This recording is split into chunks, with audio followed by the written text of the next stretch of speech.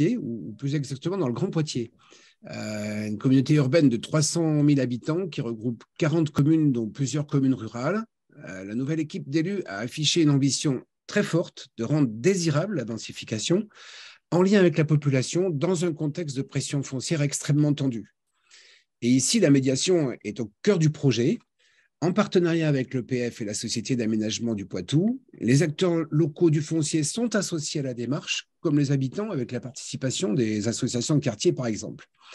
À partir de la constitution d'un atlas du foncier, dont on a parlé tout à l'heure, des sites démonstrateurs ont été pressentis à l'issue d'une sensibilisation des acteurs avec l'appui d'une société coopérative spécialisée dans la médiation culturelle, ce qui fait évidemment une particularité de ce territoire. Ces sites concernent aussi bien la ville qu'une zone commerciale périphérique et deux petites villes de demain, Chauvigny et Lusignan. Alors, pour nous parler de cette expérimentation, nous accueillons aujourd'hui Elisabeth Loucaud, députée, qui était initiatrice de la démarche, avec Bernard Peter Longo. Ils étaient alors tous les deux vice-présidents du Grand Poitiers, en charge de l'urbanisme et du foncier, et suivaient ensemble cette expérimentation. On accueille également Frédéric Guillot, chef de projet, qui nous parlera de la méthodologie mise en place et de la collaboration avec les deux petites villes de demain au sein du Grand Poitiers. Et puis Clémence de Selva, qui est la MO locale, qui va évoquer justement l'atlas du foncier invisible qui a été réalisé et surtout le processus de médiation qui a été mis en place. Alors, vous disposez tous les trois de 20 minutes maximum, parce qu'on est un tout petit peu de retard. Je rappelle que vous pouvez poser vos questions pendant les exposés sur le chat ou au terme des interventions en levant la main. Madame la députée, c'est à vous. Merci. Alors, bonjour à tout le monde. Je fais un très rapide point sur ce que vous venez de dire parce que j'en profite. Alors, Bernard Peterlongo est toujours vice-président de Grand Poitiers. Il n'est pas parmi nous aujourd'hui. Il n'a pas pu se libérer. Ah. Et j'en profite pour vous signaler à la fois à l'équipe nationale et puis à l'AMO nationale que mon successeur à Grand Poitiers est dans le public aujourd'hui. C'est Aloïs Gabory. Donc, il prend le relais. Et il prend en main tous les dossiers, et c'est pour ça qu'il est déjà là dès aujourd'hui. Alors, vous vous rappelez, je ne vais pas revenir sur l'historique de la démarche, mais vous vous rappelez que Grand Poitiers et la ville de Poitiers ont répondu avec non pas des sites déjà préidentifiés, mais des typologies de territoires ou de terrains sur lesquels on souhaitait prioritairement travailler. Et donc, vous l'avez rappelé, hein, une zone commerciale, enfin, zone d'activité, centre-bourg, centre-ville. On avait différentes typologies de, de terrains, de lieux où on souhaitait approfondir la réflexion. Euh, on a donc travaillé d'abord sur ce fameux atlas des fonciers invisibles en partenariat avec l'établissement public foncier de Nouvelle-Aquitaine. Et ce qui s'est passé ensuite, c'est que cet atlas des fonciers invisibles a été traduit, ou plutôt des informations supplémentaires ont été amenées sur les terrains. L'idée était que ça soit qu'on ait une idée assez facile des différents, en regardant les pages de l'Atlas, de ce qu'on pouvait faire avec tel ou tel foncier repéré, tel ou tel foncier invisible de l'Atlas. Donc ça a été un peu un moment de simplification, pas de simplification, mais de clarification. L'idée étant de comprendre d'un coup d'œil les possibilités pour chaque foncier invisible repéré dans l'Atlas. Pourquoi je vous dis ça? Parce que vous l'avez évoqué, hein, la spécificité de notre expérience, de notre expérimentation, c'est que nous souhaitons travailler avec alors, tous les acteurs, toutes les actrices du territoire, donc des habitants, des associations, les élus évidemment. Et donc, il fallait sortir du langage technocratique où il fallait sortir du, de la pure technique pour vraiment rendre accessible à tous le travail sur les fonciers invisibles et le choix. Et pourquoi? Parce qu'en fait, le choix des sites démonstrateurs, il a été fait lors d'ateliers avec donc les différents publics j'évoquais tout à l'heure. On a fait ce choix un peu original parce que ça s'inscrit dans notre logique politique depuis qu'on a été élu en 2020 de euh, faire participer à l'action politique et au choix politique le plus grand nombre. Et puis, rendre intelligible aussi le choix politique dans le but de rapprocher les citoyennes et les citoyens de la décision politique et de... On n'a pas la prétention de combler le fossé qui s'est créé entre les citoyennes et les citoyens et la politique, mais de faire quelques pas et de commencer à réduire en tout cas cette frontière, ce fossé, en réintéressant tout le monde à la décision politique.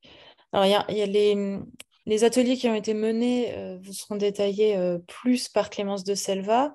L'atlas vous sera rapidement présenté par Frédéric Guillot.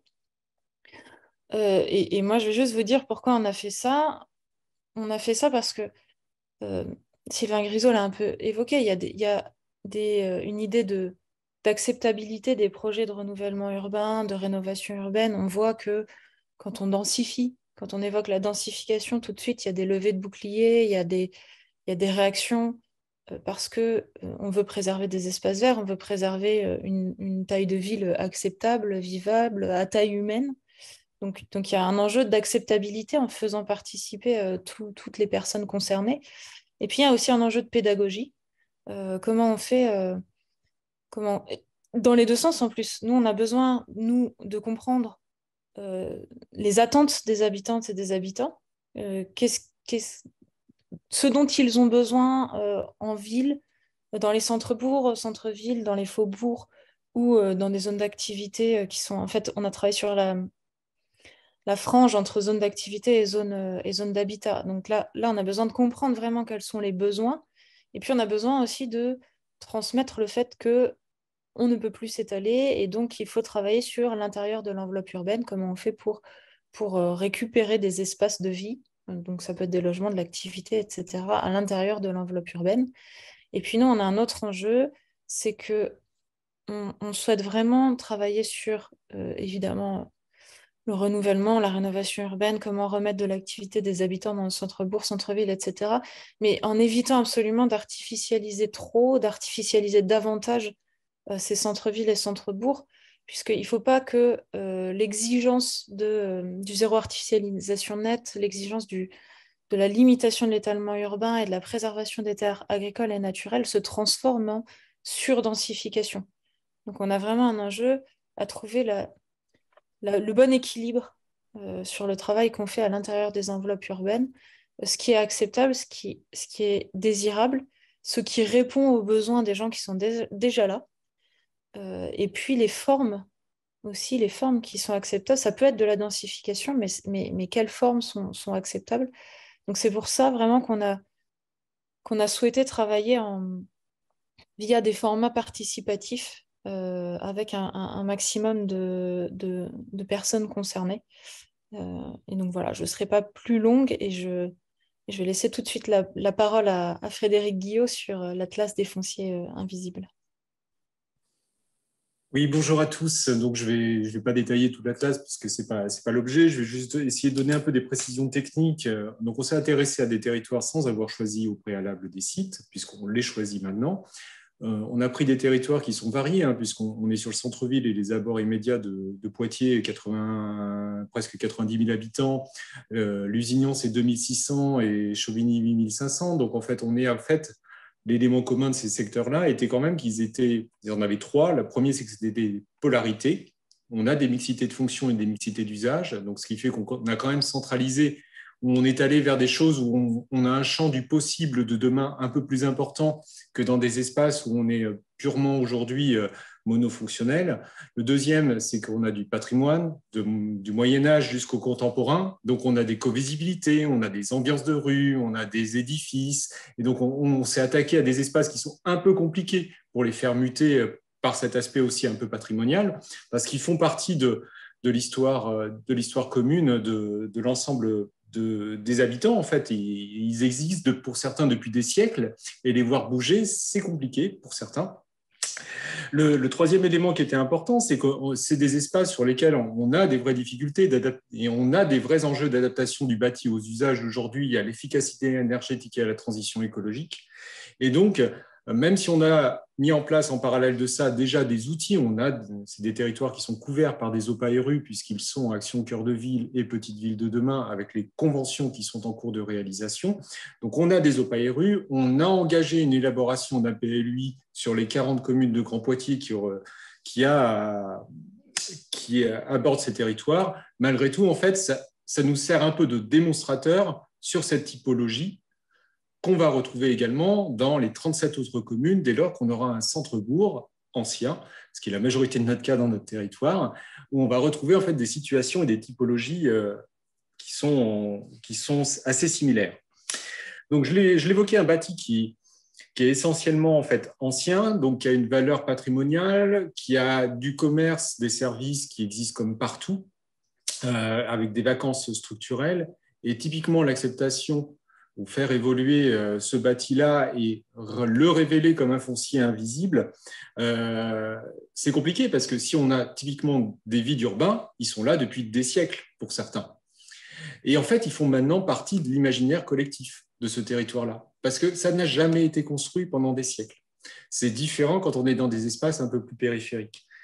L'élément qui est important aussi, c'est que quand un commerce traditionnel ferme dans ces secteurs-là, tous les habitants le regrettent. Par contre, quand on amène un bâtiment nouveau, collectif, avec un rez-de-chaussée comportant cette même nature de commerce, la situation est plus ambiguë. Tout le monde ne l'accepte pas forcément. Donc, c'est ces notions-là qui sont vraiment proches presque de la sociologie des personnes qui y habitent, qui sont intéressantes à travailler. Enfin, donc, la réalisation de cet inventaire, il a été fait par l'EPF Nouvelle-Aquitaine, qui était notre partenaire dès le départ, avec qui Grand Poitiers a une convention cadre et ensuite des conventions particulières pour des opérations, mais aussi, par exemple, pour des études, ce qui a été le cas. Donc, c'est aussi important, au travers de cet atlas, qui adopte une certaine méthodologie, qui adopte certaines pratiques.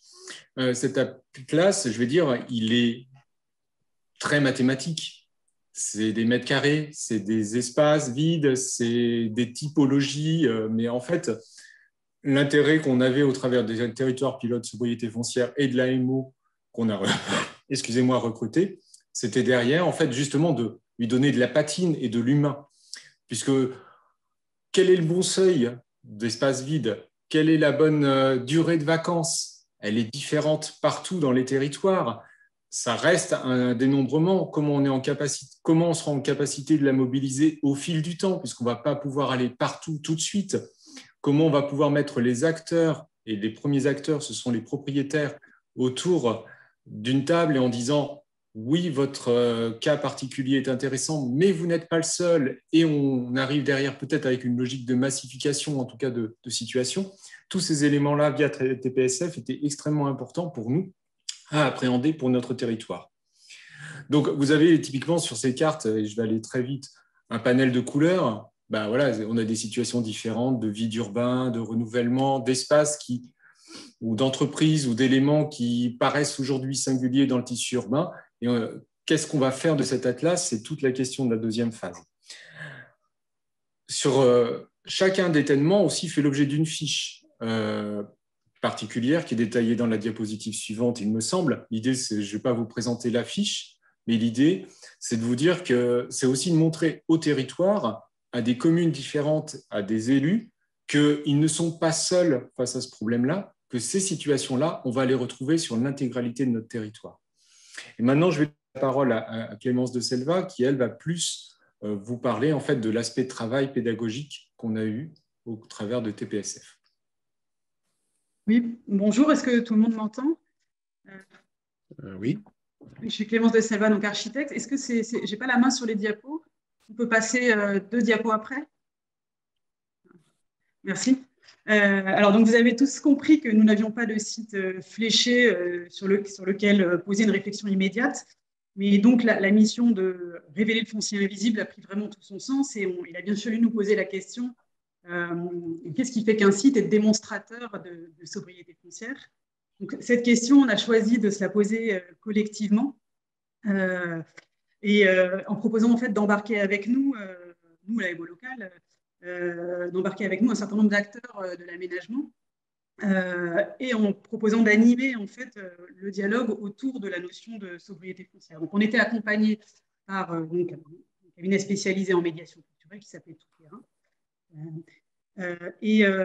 Donc on a composé en fait ce qu'on a appelé une assemblée. Une des premières choses qu'on a faites, voilà, c'était de composer ce qu'on a appelé une assemblée participante. En fait, c'est une assemblée des parties prenantes de l'aménagement urbain qui était composée d'une diversité d'acteurs qui sont un petit peu énumérés là. Donc des élus évidemment, mais des élus donc, du Grand Poitiers, mais aussi des élus des communes concernées évidemment, des porteurs de projets, des architectes. On a voulu associer les architectes des bâtiments de France, des représentants de l'EPFNA et évidemment de la Société d'aménagement aussi, et des associations de quartier, donc des habitants à travers aussi des associations de quartier. Donc, cette assemblée participante, c'est la diapo d'après, on l'a conviée en fait sur différents temps forts et différents formats. Ça, c'est le document qu'on avait présenté, qui n'est pas forcément très lisible à l'écran, mais en gros, on a eu toute une première partie qui était basée sur un format pédagogique pour une montée globale en compétences en fait, de nous, mais aussi voilà, des acteurs du projet. Et en fait, ce qui va suivre, donc ça c'est le futur, là, c'est à partir de maintenant, c'est d'autres formats, plus de mise en situation où on va travailler sur les fonciers qui sont choisis. Et on a eu un lieu, en fait, qui correspondait assez bien au débat. C'est l'ancienne caserne de pompiers, donc la caserne Achard, qui est lui-même un site de recyclage urbain où la ville est en train de tester une occupation transitoire. Donc, ils nous ont prêté aussi une grande salle dans laquelle on a pu se réunir, etc. Donc, la diapo d'après montre quelques exemples d'événements qui se sont déroulés en juillet dernier. Donc, là, un de ces événements, c'est ce qu'on avait appelé le plateau radio. Donc, c'était une conférence enregistrée pour être disponible par la suite en forme de podcast. Voilà, donc avec un choix d'invités, en fait, c'est une conférence publique avec un choix d'invités en capacité de prendre de la hauteur un peu sur les enjeux fonciers. Donc, il y avait notamment Philippe Biwix, qui est ingénieur spécialisé sur la question des ressources, mais du coup, qui a étendu son réflexion à la ressource foncière. Et en face de lui, Sylvain Brier, qui est directeur justement de l'EPFNA, donc lui sur la question précise du foncier et en plus local, et Elisabeth Lucot, qui était là aussi. Donc, on a eu dans un deuxième temps, par exemple, une rencontre avec l'ensemble des collaborateurs de l'EPFNA, donc pas seulement ceux dédiés à l'équipe projet, mais tous les collaborateurs, en fait, pour échanger avec eux sur la pratique et les questions de gisement, en fait, de gisement foncier, qu'est-ce qu'on entend par là. Et on a eu évidemment ces ateliers, en fait, pour choisir les sites démonstrateurs, donc là, qui étaient avec l'assemblée participante, et où en fait là, comme l'ont dit beaucoup d'interlocuteurs juste avant moi, où là, voilà, on est revenu à l'échelle locale, des communes avec les élus aussi qui étaient là, les techniciens. Nous, il nous avait fallu un temps d'appropriation pour connaître le territoire, etc. Donc ça a été vraiment des temps d'échange pour le choix du foncier, des fonciers démonstrateurs. Alors tout ça, c'est la diapo d'après, tout ça, cette médiation, quelque part, elle avait un support. Et ce support-là, c'est ce qu'on a appelé, mais donc pas par hasard, l'Atlas du foncier invisible. Donc, en fait, cet Atlas du foncier invisible, c'est sous la forme d'un petit livret d'une 30aine de pages, qui était tout simplement une interprétation, mais très pédagogique, en fait, du gisement initial qui avait été établi par l'EPF de Nouvelle-Aquitaine. Et dans lequel, en fait, on a raisonné par situation urbaine en proposant une collecte de toutes les situations permettant de faire la ville sur la ville, c'est-à-dire coller avec le thème du jour, mais qui permettant de densifier la ville sur elle-même, avec deux objectifs pédagogiques. C'est d'une part de montrer la grande diversité des actions, des situations à actionner quelque part, et ensuite de montrer comment ce foncier, on allait le mobiliser, mais de manière soutenable. C'est-à-dire quelles étaient les conditions d'acceptabilité de cette densité. Voilà. Donc, la diapo d'après, elle montre comment on a classé en fait ces situations. Donc, c'était un classement, mais qu'on a voulu exprès très pédagogique et très systématique. Et on a mis en fait en avant, mais Sylvain Grisot l'a bien dit juste avant, on a mis en avant les situations qui ne nécessitent pas de construire. C'est-à-dire que ce qu'on a dit, c'est une évidence pour le public d'aujourd'hui, mais avant la sobriété foncière, il y a la sobriété tout court, donc celle qui évite de consommer voilà, de la ressource en matériaux, en sable, en granulat, en eau, etc. Donc, vraiment, on a isolé, mais exprès, en fait, toutes les situations où le sujet est le bâti, c'est-à-dire le bâti qui soit vacant, mais qui soit aussi sous-occupé, sous-utilisé, etc. Et la diapo d'après, donc c'est ensuite, c'est comment mobiliser le foncier, c'est-à-dire toutes les situations où on va se permettre de construire, et cette fois en recyclant le foncier. Et donc, ce sont toutes les situations où le sujet, c'est le sol, le foncier, qui soit libre, complètement libre, comme dans certaines dents creuses ou comme dans certaines friches, ou bien qu'il soit sous-occupé, comme dans certaines les zones pavillonnaires, certaines zones d'activité, etc. Donc, c'est un peu la même classification que pour le bâti. Et évidemment, cet exercice un peu systématique, en le faisant, on a croisé des situations qui sont beaucoup moins visibles que celles dont on a l'habitude, qui sont beaucoup moins investies aussi par les politiques et dans les esprits aussi, parce qu'elles ne sont pas cartographiables, en fait. Et donc, évidemment, ce sont les situations de sous-occupation, souvent, de sous-occupation du bâti, notamment du bâti public, mais du bâti du logement aussi. Et ce sont les situations de sous-densité notoire voilà, de certains tissus urbains. Il n'y a pas que les zones d'habitat pavillonnaire, il y a aussi les zones d'activité, il y a aussi certains grands ensembles, etc. Donc en fait, tout ça, ce sont certaines de ces situations. Enfin, ça a montré en fait que certaines situations ne sont pas cartographiables, elles ont une existence, on va dire statistique, mais quand on raisonne que par la cartographie, en gros, on les capte pas très bien. Et évidemment, on a tout un système on a voulu utiliser le dessin, mais de manière un peu illustrative, pour que ce soit, pour rendre en fait l'exercice très très pédagogique et accessible à tous, c'est pas seulement les gens habitués à la fabrique du territoire, etc. Et la dernière diapo, et après je termine, c'est que tout ce travail de gisement et d'atlas, il n'avait de sens que si, il n'a de sens que si on sait le mobiliser de manière désirable, on pourrait dire. Mais nous, on a plutôt utilisé le terme soutenable pour intégrer la question voilà, de la transition écologique. Et on a mis en place 3 critères, enfin, c'est 3 questions à se poser à chaque fois qu'on intervient sur un foncier, enfin, qu'on regarde une situation plutôt. La première, évidemment, c'est comment mobiliser, mais quels sont les besoins, en fait, comment est-ce qu'on accompagne la transition écologique. Évidemment, les besoins de la densification rentrent en concurrence avec les besoins liés à la transition, sur la renaturation, c'est le plus évident, mais aussi sur la production d'énergie, on le voit tous les jours, ça. Et donc, si on ne fait pas les deux en même temps, ben, on va se retrouver coincé au bout d'un moment. Sur la question de la programmation aussi, c'est-à-dire, je donne juste un exemple sur le logement, produire du logement, oui, mais il faudrait que ce soit une offre qui aide aussi à fluidifier les parcours résidentiels pour diminuer le reste à bâtir. C'est la deuxième question. Et la dernière question, c'est celle qui reboucle aussi avec le sujet du jour, c'est en fait comment apporter du mieux et comment faire que la densification elle soit aussi désirable et comment veiller aux habitants qui sont déjà là, en fait. Est-ce que la densité, elle est recherchée? Elle est recherchée pour ces corrélats, c'est-à-dire la vie urbaine, ce que ça génère en termes de proximité, de vie, de qualité des services, d'espace public, etc., de lien social, de patine, comme disait juste avant, comme disait justement Frédéric Guyot. Et donc tout ça, il faut veiller à ce que ça fabrique aussi du mieux. Donc voilà, c'est les 3 critères qu'on a proposés comme condition de mobilisation du foncier qu'on avait classé. Voilà. Terminé, on a choisi des sites, on en est à choisir des sites, enfin, on a sélectionné des sites qui n'ont pas été validés politiquement, mais en fait, et dans chacun de ces sites, on a veillé à ce que ça coche, entre guillemets, ces cases-là. C'est-à-dire que, par exemple, je donne juste un exemple, on propose de faire de la densification douce, mais en travaillant sur la rénovation énergétique aussi du quartier sur lequel on va faire de la densification douce, et en veillant à préserver les cœurs d'îlots verts, par exemple, des choses comme ça.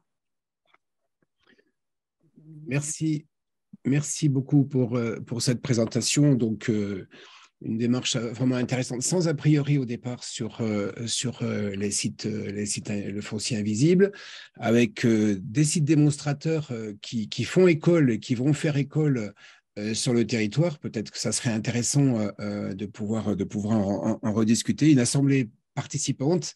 Et puis, voilà, des ateliers, des conférences pour une vraie médiation. On est un petit peu en retard, donc je me demande simplement si on a le temps de prendre quelques questions ou si Hélène veut réagir. Je vois qu'il n'y a pas de questions dans le chat et je n'ai pas de vision sur quelqu'un qui aurait levé la main. Donc, n'hésitez pas à le faire et à me l'indiquer. Je vous propose quand même de prendre peut-être quelques réactions. Il y a notamment la plupart des autres territoires pilotes de l'expérimentation qui sont représentés là, autour de vous dans la salle virtuelle, notamment Sète, Draguignan, Louviers. Et puis, je crois qu'on a un élu d'Angoulême, si j'ai bien vu Pascal Monnier qui est là aussi. Si vous avez une réaction ou un complément, peut-être y compris par rapport à vos propres parcours d'expérimentation, on est plutôt preneur. Il y a également les communautés de Loire-Forez, Longwy, Fécamp, l'Ouest rhodanien, Lorient, les Mureaux qui sont parmi nous. Donc, je suis plutôt preneuse d'une ou deux réactions, pas forcément de questions, mais en tout cas de réactions sur cette première partie. Et je précise qu'il y a également dans la salle plusieurs établissements publics fonciers, dont celui dont il a été beaucoup question, celui de Nouvelle-Aquitaine jusque-là, et quelques agences d'urbanisme, l'ADEME et le CEREMA. Voilà. Ce n'est pas forcément pour une réaction immédiate, mais en tout cas, c'est important qu'on profite de ce cercle et de ces participants divers à différents niveaux pour voilà, qu'il n'y ait pas de frustration par rapport aux questions qui sont soulevées. C'est aussi un objectif de la table ronde, donc n'hésitez pas. Soit à lever la main, soit à prendre la parole si vous n'êtes pas trop nombreux à le faire en même temps. Sinon, on va continuer. Alors, Mathilde Sille de l'EPF Nouvelle-Aquitaine, justement. Je n'ai pas de vision sur les personnes qui demandent la parole, pour tout vous dire. Donc, je les aperçois. Mathilde Sille, c'est à vous. Merci beaucoup. Alors, je suis sur mon portable, je ne sais pas si vous me voyez, si vous m'entendez. Oui, très bien. Oui. Écoutez, merci. Oui, je voulais rajouter un petit mot suite aux présentations donc, de nos partenaires Grand Poitiers et puis l'AMO. Je crois que la SEM aussi, qui participe au dispositif, est présente. Pour dire que l'intérêt aussi pour nous en tant qu'établissement public foncier, c'est bien sûr aussi tout l'enseignement pédagogique qu'on peut retirer à la fois du travail qui a été mené par Grand Poitiers, enfin qui est en cours avec Grand Poitiers, qui porte à la fois sur une ville-centre et sur des villes de taille plus modeste, ce qui a une vertu reproductible extrêmement intéressante pour notre territoire de Nouvelle-Aquitaine où on a un fort tissu de petites villes qui rencontrent des problématiques assez similaires à celles de Grand Poitiers. Donc il y a bien sûr le côté reproductible et emmener ce formidable outil pédagogique qui est l'Atlas des fonciers invisibles et ce recensement des typologies de situations où on peut faire de la sobriété, l'emmener avec nous, établissement public foncier, vers les communes. Alors déjà, les communes membres du cercle des pionniers, il y en a quelques-unes qui sont présentes aujourd'hui, et puis plus globalement, dans nos valises pour aller parler de limitation de l'artificialisation et de reconquête de la ville dans l'ensemble de notre territoire. C'est un outil très précieux et ça a été un enseignement très riche pour nous, établissements publics fonciers. Merci.